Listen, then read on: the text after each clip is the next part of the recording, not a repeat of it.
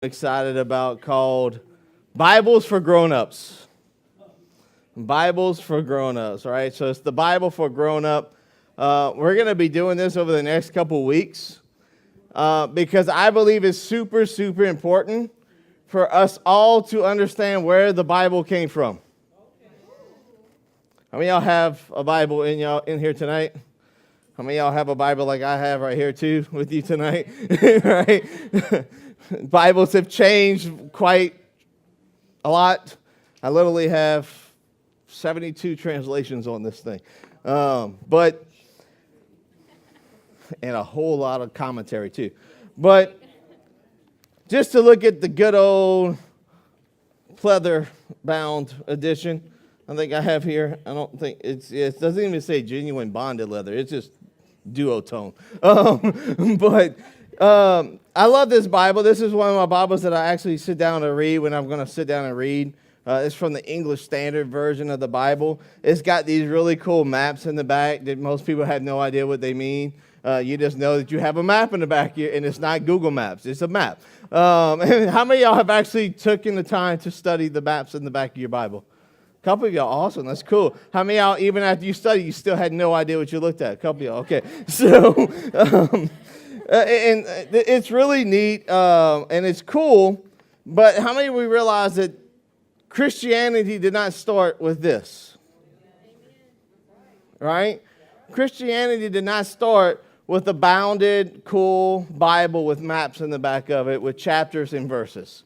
There was something else that had to go down. That's what we're going to be talking about over the next couple of weeks. And I'm really, really excited about this series because there's a particular pastor I like to listen to by the name of Andy Stanley. So I got to throw out a prop to him because I got a lot of this from him and a lot of my notes from Andy Stanley. So we're going to be pulling some of the stuff that he's talked about also. And although he doesn't know me, I call him like one of my other pastors. So we're going to get into this tonight. So I'm really hoping that we're going to get a really cool, better understanding of the Bible that we have today. So most of us know some Bible stories, right? How many of y'all know some Bible stories? How many of you have ever come across a Bible story in the Bible that made you question the Bible? Some of y'all, cool, all right. Because we're going to actually address that in a minute, right? Because some of you raise your hand and says, yeah, I question some things that I've raised in the Bible. And some of you are like, it don't matter if it's in the Bible, I just going to go with it, right? That's cool. That's some of us. I'm not that guy, by the way, just so you know. I question everything. If y'all were here Sunday morning, you heard me. I said my gift is the teaching gift. The teaching gift of curiosity. Curiosity kills the cat, so to speak. I have ran over my own foot and have like 3 lives left, I think. So, but most of us know Bible stories, but not many of us know the story of the Bible. How many of you know the story of the Bible? The full story of the Bible. A couple of y'all maybe? All right, cool. We're going to see. All right, so we're going to get into this. If you don't know the story of the Bible, it's easy to discount the stories in the Bible. And the reason I tell you this is because we are growing every single day in our society where there are people who are constantly discounting the Bible because there's so many things that people don't know about the Bible. And we get into arguments about the Bible with people that have done a lot more study than we have as a Christian. And then we turn around and we try to get into this interactive argument with these people, and we realize, I don't know if I believe this anymore. And this is happening faster than it's ever happened in our society today. We're seeing more and more people turn away from their understanding of God and the Bible because they don't really know the Bible.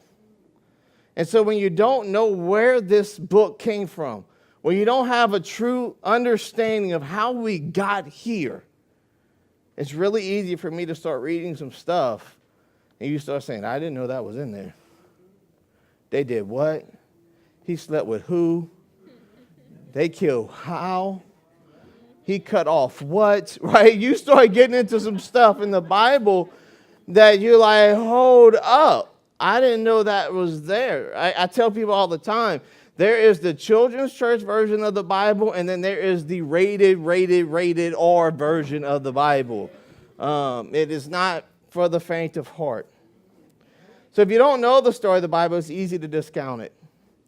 And so there's this big, massive, growing amount of people that are struggling to get there. And we have to get to the true understanding of how we got the Bible. The Bible has all kind of great information in it. We've gotten Bibles over the years. How many of y'all had the old school Bibles with the tabs in them? You know what I'm talking about? Like you could thumb it. I'm not talking about the sticky tabs. Those always mess me up. I'm like, these are pointless. I would just rip them off on accident. But I'm talking about the thumb ones, right? You could, boom, right? Those were so good when we were doing sword drills in the children's church. Bam, got it. Beat everybody. I remember when I got my first Bible. Well, I shouldn't say, I don't know if it was my first ever Bible. I remember the Bible I got a while, like that I can remember. It was blue, bonded, cheap leather Bible. And I got it from when I started going to Emmanuel Christian School. I will never forget that Bible. Never read it a day in my life. Just being colored in it, had all kind of cool designs, but never read it, didn't understand it. You don't give a 6-year-old a King James version of the Bible and say, okay, yeah, let's go with it. So, but I can remember the first Bible I really started to read. The first Bible I really started to read, I was in high school. I got an NIV Bible. It made a little more sense to me. I think it was supposed to be red. My dad walked out the room to pick up the offering. I wanted to rag him on this. I think it was supposed to be a red Bible, but it's hot pink. I was trying to find it. I have it somewhere. I didn't know if it was at the church at my house, but I have a hot pink Bible. Y'all, you don't, and this was before like pink was okay for a dude to rock. I'm like 12, 13 years old coming to church with my hot pink Bible, like, hey, that's mine, right? And so but I actually read that one. I read it for a very long time, actually. My first message I ever preached, I wrote my sermon out of that Bible. And it felt super awkward because I'm standing in front of teenagers with a hot pink Bible. It was a strange thing. How many of y'all can remember your first Bible? How many of y'all had the Bible with the gold, with your name in it? You remember those? If you didn't have your name in gold, you wasn't cool, man. And then they started letting you do it in silver. Boom, over with. It was you the man, right? So we all can probably point to a time where we maybe got our first Bible. If you can't remember the time you got your first Bible, you maybe have some different questions. But most of us, our perceptions of the Bible are from a very young age, if we're really, really honest. As really, really young kids, we were told about this book. And someone showed us this book. Maybe it was on your grandma's table with the dust on it. I don't know. But someone showed you this book and said, this book, if you'll live by this book, if you'll read this book, and you'll get into this book, it'll help you in life. Has anyone ever heard that before? Right? But what happens, if we're really, really honest, church, for a second, how many of us have honestly, and I don't mean like on a reading plan, kind of got through the Bible, but have you really gotten Genesis through all the way through to, my brain just went Revelations? How many? Anybody? A couple of us. Awesome. Get it, right? I suggest to do it, but I want to give you some understanding about doing that. The first 2 times, I've done it a few times now, but the first 2 times I did it, I'm going to be really honest with you. I did it as a goal, not as an understanding. And I read the Bible from cover to cover strictly as a goal, not as an understanding. Don't ever try to do it as a goal. Do it for your understanding. If you're going to dig into this thing, do it for your understanding. And I'm hoping this series is going to help you to do it with real understanding, right? With real understanding of how we got here. And it's 4 weeks long, by the way, so I can't tell you everything in one night. So most of us have come up with this concept or perception of the Bible from our childhood. We were told all these different things about it. For many of us, we stand, I asked y'all earlier, if it's in the Word, you're good with it. How many of y'all are that person? If it's in the Bible, I'm good with it. How many of y'all, if you read something in the Bible and you questioned it, you questioned everything? Be honest. Y'all can be honest. It's good to be honest, all right? So there is, and then there's some of us that are like in between, like, I kind of, yeah, that's weird, but okay, I can deal with it, right? But we have to understand, we have to come to an understanding of why we even have it. Because there's things in the front half of this book that had nothing to do with Christianity. Some of that might freak y'all out. This is the law. This is the book of the prophets. This is the Torah. This is the Jewish Bible. There's a reason why it's included, though. We're going to get into that in week 3. So often we might hear someone preaching or saying things about the Bible, and it makes us start to question certain things about what we've been taught. So what else the Bible says, right? What the things that the Bible tells us can sometimes make us question that, right? The parts that we don't always talk about in Sunday school, church, or in church. And I kind of mentioned that earlier.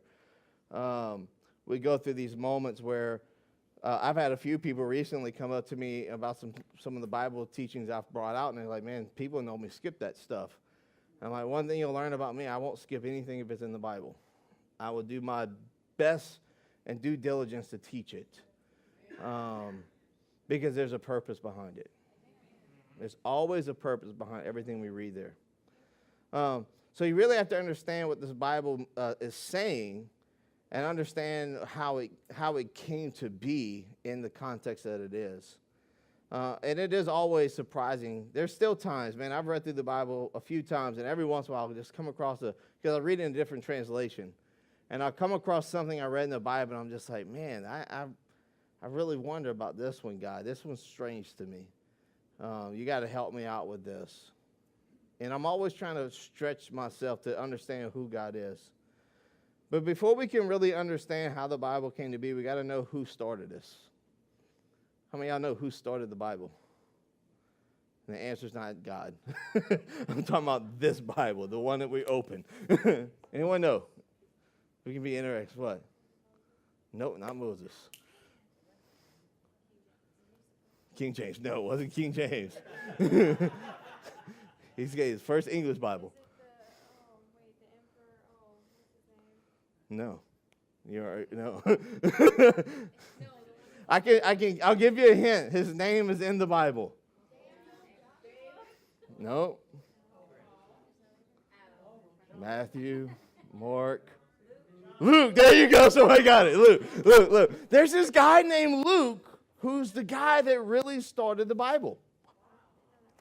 The Bible doesn't start in Genesis, everyone. That might blow some of y'all away. What? It doesn't start in Genesis. The Bible starts somewhere about halfway through Acts.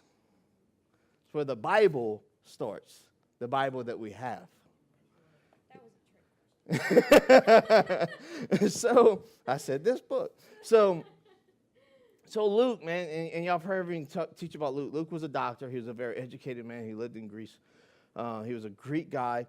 He knew a lot of the disciples, and he began to get the account of what was happening. So we know he wrote the book of Luke, and he wrote all of the book of Acts. Acts is what we consider to still be happening today. We still live in the time of Acts, right? We are in action with Jesus. So Luke does all this stuff. Luke spent the necessary time to document the life of Jesus. Luke had this really rich friend named Theophilus. And Theophilus had heard enough stories about enough people that had shared about this guy named Jesus. And he wanted to know and understand more about that story. And so he kind of commissioned Luke to write one of the first gospels that we know of, the Gospel of Luke. And this is what Luke says as he starts his journey with the Bible. Many people, not one or two, not just Luke, many people have set out to write accounts about the events that have been fulfilled among us. A lot of people began to write about this amazing thing that happened. There was a guy named Jesus who showed up and started talking some crazy, crazy stuff. I told someone the other day, when we read the story of Jesus, because most of us, our perception of him has been passed down, not discovered. I want to say that one more time. Our perception of Jesus has been passed down to us, not discovered by us. When we read it, we put him at this mythical state because he's omnipresent. He's Jesus. He's God and man. And everything we read, we just make it out to be that it's all great and awesome. If we would have lived in those days, most of us that call ourselves Christians today would have been extremely, extremely upset with Jesus. He would have been offending us because Jesus shows up and changes everything. And he starts telling people that the way they live is completely wrong. And although they're serving Yahweh, the way they're serving Yahweh is not the way that they're supposed to do it. And everything that they feel that they do that's right is still going to send them to hell. And we like, go Jesus! Right? But this is what happens. And this is why Luke takes the time to document this. Because Jesus dies. And when Jesus dies, all the momentum that followed him died. Everything he did that was amazing, every word he spoke, talking about, I am the way, the truth, and the life. I am the Messiah. He healed the blind. He helped the lame. He raised the dead back to life. But then himself died. And his story was presumed to die with him. And we have to put ourselves into context to really get a good understanding of what's going on. Because all of a sudden, the world is changing for everyone who followed Jesus. Verse 2 says this, so they used the eyewitness reports circulating among us, the early disciples, having carefully investigated. Luke, smart guy, a doctor, carefully investigated everything from the beginning, not Genesis, the beginning of Jesus. Everything from the beginning. I also have decided to write an accurate account for you, most honorable Theophilus, so you can be certain of the truth of everything you were taught. Theophilus didn't have this. Are y'all grasping where we're going with this? Theophilus didn't have a Bible. Theophilus didn't have a pastor, so to speak. Theophilus didn't have a church body like we have today. Theophilus was hearing about this guy named Jesus that made all these crazy claims, but they didn't see Jesus after he rose.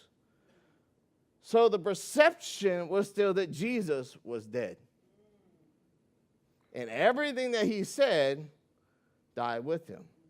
But we got this guy, Luke, going out there and says, I'm going to bring together this accurate account for you to bring everything together.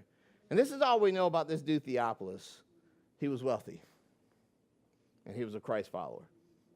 The end. That's all we know about that guy, right?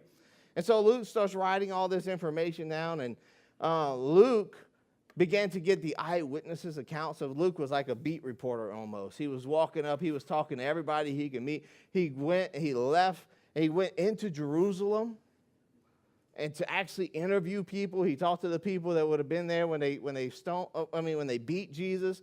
He'd have talked to the ones when they went and brought him by the pool. They were there when they saw him tell the disciples to cast the net on the other side. He's interviewing everybody to get all these different stories, all these different accounts. But he says, I want to be accurate because there's a lot of people doing this, Theophilus. But you know, it's Luke. And I'm not going to write anything that's not true.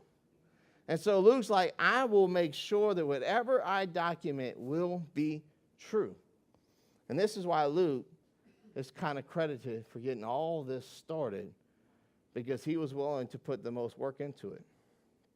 So no one disputes that Jesus was a real person.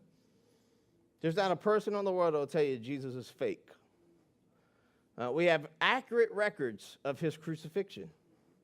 Not just the Jewish ones, but we have Roman, Greek, and other areas of the world that all marked that Jesus died. So no one denies that. But a lot of people had the problems with the claims that Jesus made, including his followers. Even the ones who walked with him, hung out with him, and talked to him every day. He performed all these great things, but he died. And for them, in this moment, we have to understand, they didn't have this yet. They didn't know what we know. All they knew was that he died. And they watched him die, and they all went into hiding. They all go their separate ways. And then there's two guys. The first one's name is Joseph, and the second one is Nicodemus. These guys were famous in Jerusalem. Everybody knew these two dudes, right? Everybody knew who Joseph was. Everybody knows who Nicodemus is. They're well known. They would have been talked about. And they came and they did some sneaky stuff. They went to Pilate secretly and said, hey, I'm freaked out because everybody kind of knows me. You know, it's your boy Joseph. Everybody knows. Nicodemus, he did this before. He already snuck up and talked to Jesus one time. He knows how to handle this. That's why I brought him with me, right? So he's working out this deal with Pilate. He's like, look, we're going to do this real quiet. We're going to go get Jesus. We're going to take him down, and we're going to put him in a tomb. And this is what Luke says about that situation. Then he talking about Joseph, took the body down from the cross and wrapped it in a long sheet of linen cloth and laid it in a new tomb. Other translation says it's a tomb that no one has ever been in. It was a clean tomb, right? A new tomb that has been carved out of rock. This is an important detail in the story. Because you can't say, because most of the tombs in those days, you ever go to a graveyard and they got those big, huge, freaky-looking grave sites where they got like 20 people buried in there together, and it's like, you know, like the mausoleums, and that's so weird. And I'm not trying to like mess with anybody who's got loved ones in there because I got some in there. But when you open it up and you see the other casket in there, there's something that just kind of, you know what I'm saying, right? It kind of, it gets you for a second, just for having saying like, oh, I forgot Grandma was in there. But it's just me. I'm sorry. Jesus help me. So this was important, though, for Luke to discover, because when they go to put Jesus in there, you know, let's give a good name, Solomon or somebody, right? No one else is in there. They wasn't freaked out. They put him in there. It's clean. It was a clean grave. And so Luke is taking this down. Can you imagine this for a moment? I want y'all to follow this with me in your minds. Luke is chilling, taking an account. And Joseph and Nicodemus is breaking this down to him. So he took him to a clean grave. Clean grave. Clean. Nobody else was in there? That wasn't the norm. Y'all understand this. This was not normal to put Jesus in a grave all by himself, a guy that just died on the cross. The normal thing would have been to just throw him behind the crosses and let him die and let him rot and just go away. They take him to a clean. It would cost them a lot of money to do this, especially knowing the rest of some of the parts of the story. So you put him in a clean grave, and then they came and sealed it. Like they sealed it, like because see, once the Romans put a seal on a grave, you could not open it ever again. So you was willing to, you know, some of y'all have paid for some grave sites. That's expensive. So I could see Luke just like, well, I'm sure glad I know Theophilus, you know. That's what's going through his head. And so it keeps going, though. Verse 55. And his body was taken away, and the women, this would have been Mary and Martha and all those, they're all following behind. They followed Thomas behind, and they saw the tomb where his body was placed.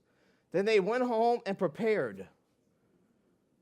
They were going through the process. They had already established in their mind Jesus wasn't coming back.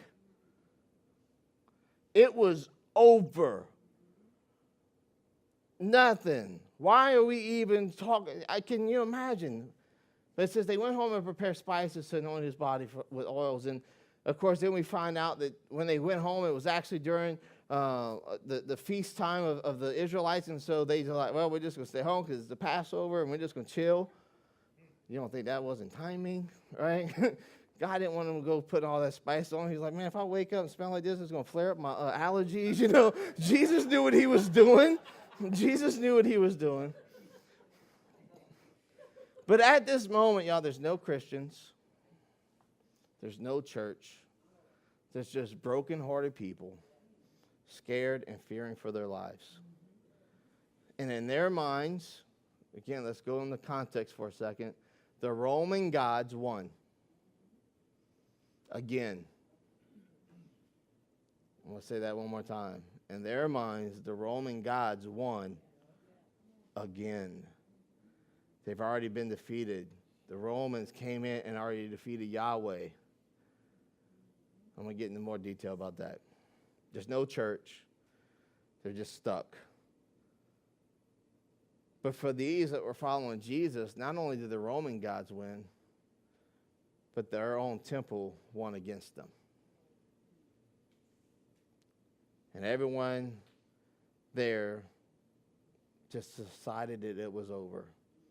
But if everything would have really ended at this moment in the story, there would be no Bible. There would be no church, and there would be no Old Testament. It's kind of a cool thing to think about. There'd have been no Bible, there'd have been no church, and there'd have been no Old Testament. I can't wait to break down this front half of this Bible for y'all. And Luke wouldn't have wasted his time doing all this. Luke captures an amazing phrase in Acts chapter 2 from the very first message by a Christian. Luke documented the life of Jesus because the story of Jesus didn't end on that Roman cross. And this is how we know. Peter stands in front of the priest that wanted Jesus dead and said, God raised Jesus from the dead, and we are all witnesses of this. This is the start of the Christian movement. They actually called themselves the Way. This is why many began to document this process, is because these guys were fearful for their lives. Even after Jesus came back, they had already seen him again. He showed up in the upper room. They still were scared. They're like, I'm pretty sure it's Jesus. I'm pretty sure. He's got holes, but I'm going to stay hidden for a little while. They were still scared. Remember, Luke documents all this.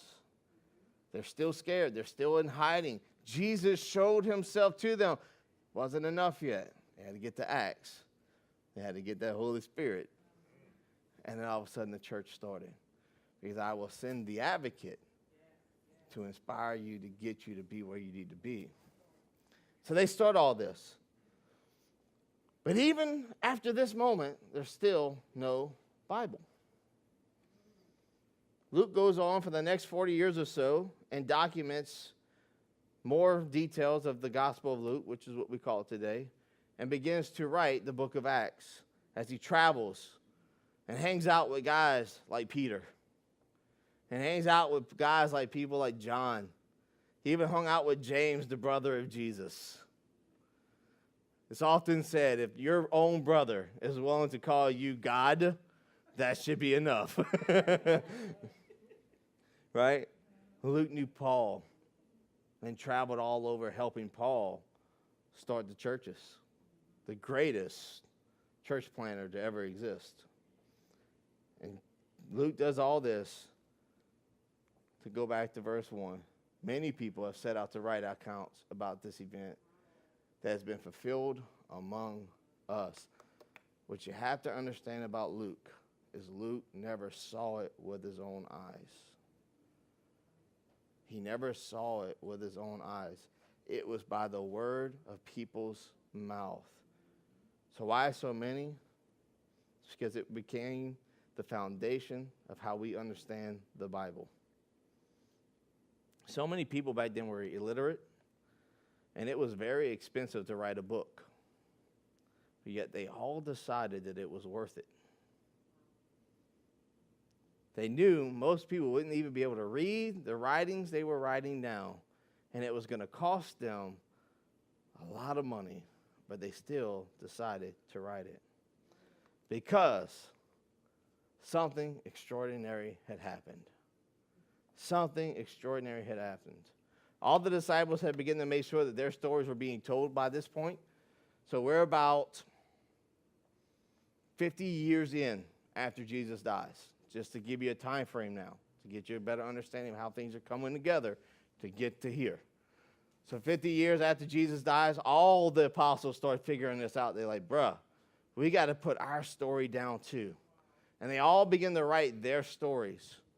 Peter started to share his story with this Greek guy by the name of Mark, which is how we had the Gospel of Mark. And if you read Mark, Mark is kind of the gospel of action. It's very driven. We know this because Mark was a very good writer. Peter had no idea how to write. And so Peter's just telling the story, and Mark is literally just translating Peter's words. Peter was an uneducated fisherman, and Mark's like, oh, this is going to be a blast. They're going to like this one when they find this one, right? Mark was written about 50 years after Jesus. Matthew wrote an account.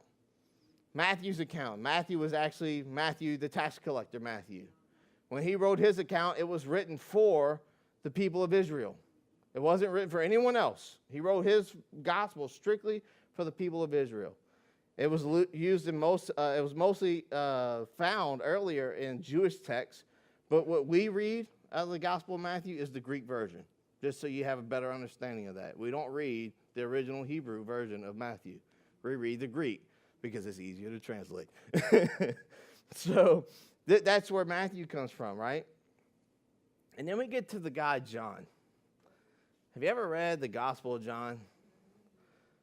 The Gospel of John is completely different from Matthew, Mark, and Luke. It's got its own little rub to it. It's got its own little stamp on it. And there's a reason for that. John wrote his last. And John was an old man when he wrote it. He actually wrote it while he was stuck in prison. Kind of sounds like Paul. And Paul wrote this after many, many, many others have written their stories. And many other disciples. There's other disciples, believe it or not, besides the four that we read here. There were other contexts and books and stuff like that. We'll get into that later. But John says this in John chapter 20, in the Gospel of John chapter 20, verse 30. The disciples saw Jesus do many other miraculous signs in addition to the ones that he decided to record in his book. And I think that's a really cool statement. Because if we read John, we read some of the most amazing of the miracles in the book of John. And John's like, not only did he do all the stuff I already told you about, he did a lot more that I don't even have time to write because I'm old. And my hand keeps cramping up on me. That's what I'm thinking as he's writing this part. And he's like, there's so many other things that has taken place that I don't even have time to record. But these are written. In other words, he handpicked. I think he went through and got his best memories. He's like, he's looking at somebody. He's like, man, remind what I said earlier. I don't know. He was old. So these are written so that you may continue to believe that Jesus is the Messiah. This is for the Gentiles. This statement was for the Gentiles. Okay? I'm sorry, that statement was not for the Gentiles. The second one is, Jesus is the Messiah was written for the Jews. The Son of God, he added that in for the Gentiles because the Gentiles started getting curious about the front half of the book. Okay, we'll get there later. Not tonight because I see some of y'all getting sleepy. So, but he wrote all this so that you could continue to believe that Jesus is the Messiah, the Son of God, and that by believing in him, you will have life by the power of his name. And he wrote this book for nothing else but for that statement right there, that you will have life. This was John's entire reason for writing his version of the account of Jesus.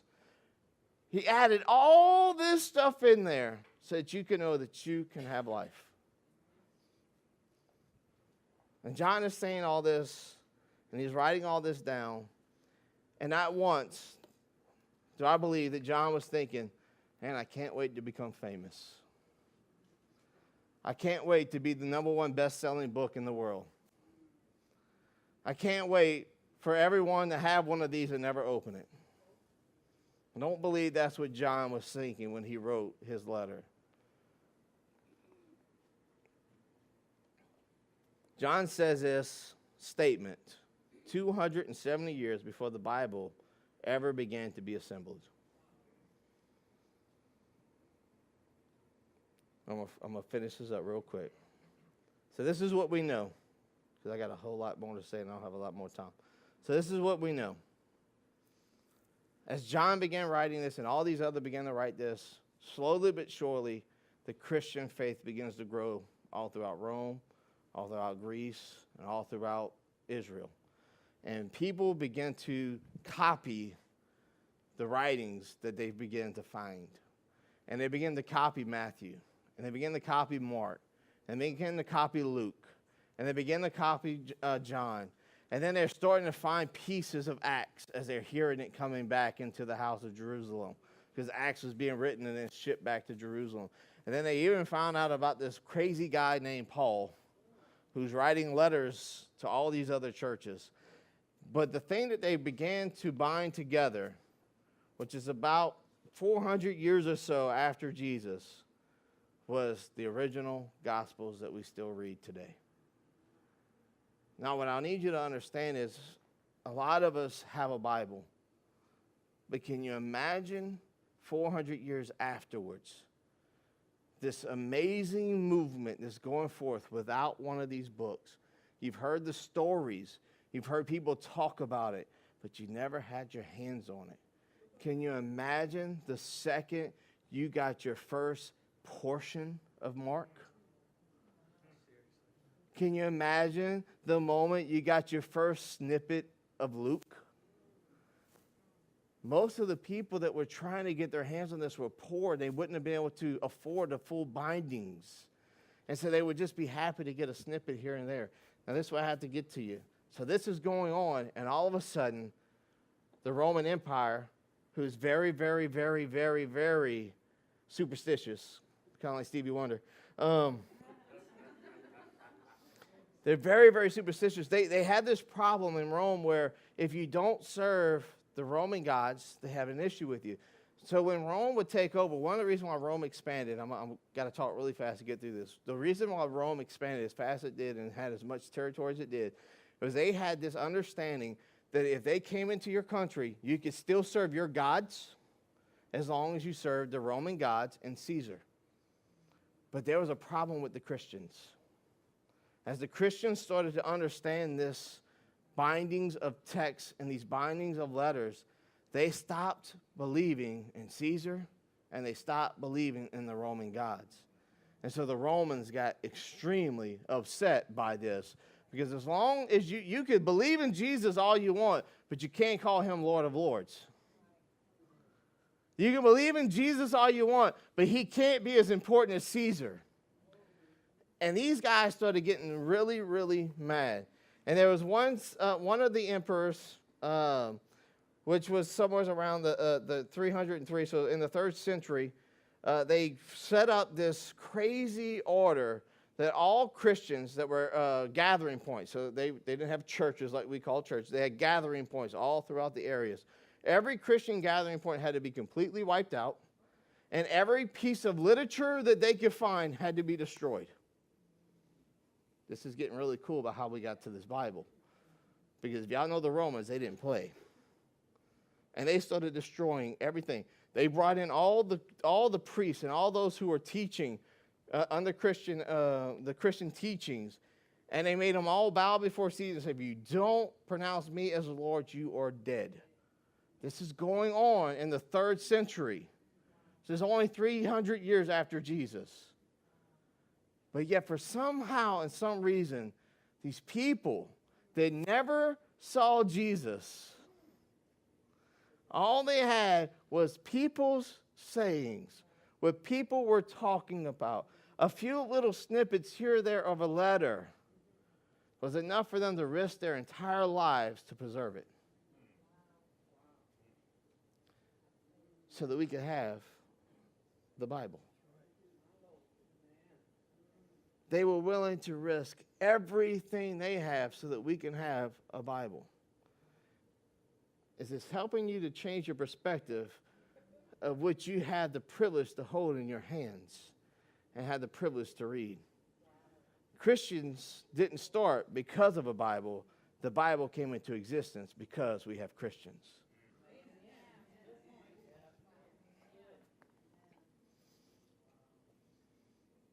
Something really cool happened again, though.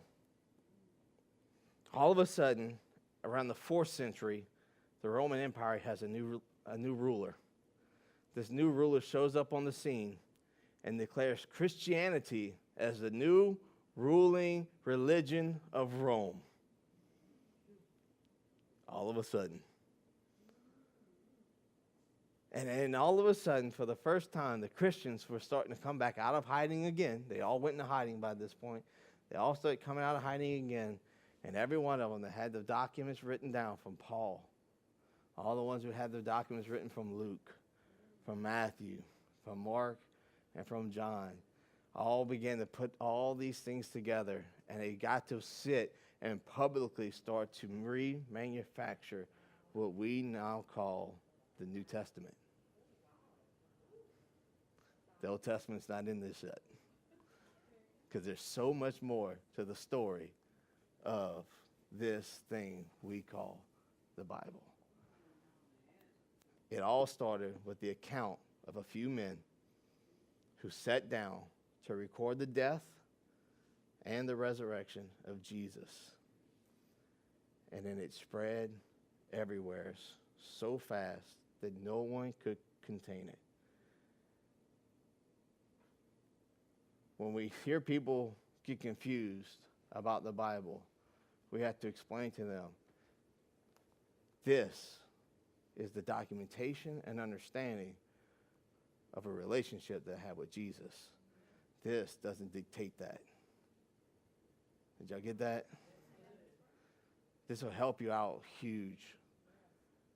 Because this, no matter what you might try to bring to my attention, has nothing to do with the fact that Jesus died on the cross and was raised back to life. This is the accurate translation of the words of God. But if this is your only foundation to your relationship with Jesus, someone's going to pull this out from underneath you. Can I say that one more time? If this Bible is your only foundation to your relationship with Jesus, someone can come and pull this out from underneath you. These people didn't have this to stand on. These people had faith that Jesus died and rose again and were willing to die and give up everything so that we would still be able to read about it today. What an amazing, amazing story of the Bible. So, will y'all stand as we close?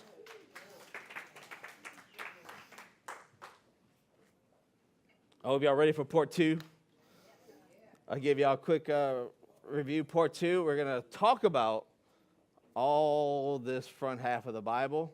But I'm not going to tell you how I got there yet. Amen.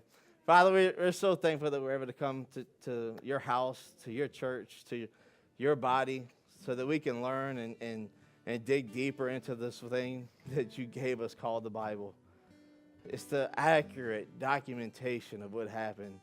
We know this because there was those who were willing to lay their lives down so that we could read and understand who you are. And Jesus, everything we are is rooted in you. Jesus, you are our rock. You are our foundation. You are the whole reason that we are here. It's because you died on the cross, so that we could be whole. It has nothing to do about the miracles. It has nothing to do about the other blessings. It has nothing to do about all the other little perks that we have as a Christian. It only has to do with you. Jesus, let us not lose sight of you. God, I pray that as we begin to read this Bible, that we understand the original reason for it. It was all to point to you. From Genesis to Revelations, the entire book is to point to you. So Jesus, help us to stay focused on you in every area of our lives, because you are working in us to bring us to who we're supposed to be. And we thank you for it in Jesus' name. Amen.